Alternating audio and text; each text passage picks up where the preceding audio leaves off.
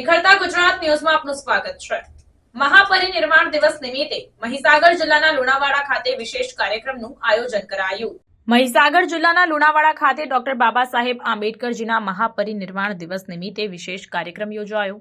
આ કાર્યક્રમમાં અનેક લોકો જોડાયા હતા અને ડોક્ટર આંબેડકરજીના જીવન અને તેમના યોગદાનને યાદ કર્યું।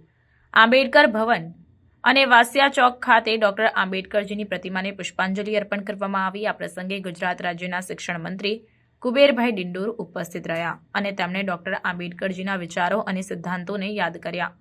શિક્ષણ મંત્રીએ પોતાના ભાષણમાં જણાવ્યું કે ડોક્ટર આંબેડકરજીએ સમાજમાં સમાનતા અને ન્યાય માટે જે સંઘર્ષ કર્યો તે આજે પણ પ્રેરણાદાયી છે।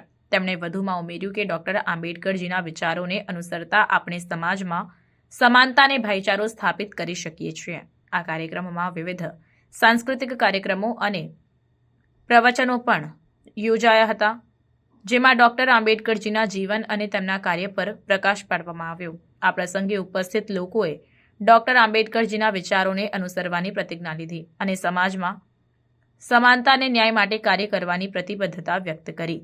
આ કાર્યક્રમ દ્વારા લુણાવાડાના નાગરિકોએ ડોક્ટર આંબેડકરના મહાપરિનિર્વાણ દિવસ નિમિત્તે તેમને શ્રદ્ધાંજલિ અર્પણ કરી અને તેમના વિચારોને અનુસરવાની પ્રતિજ્ઞા લીધી હતી।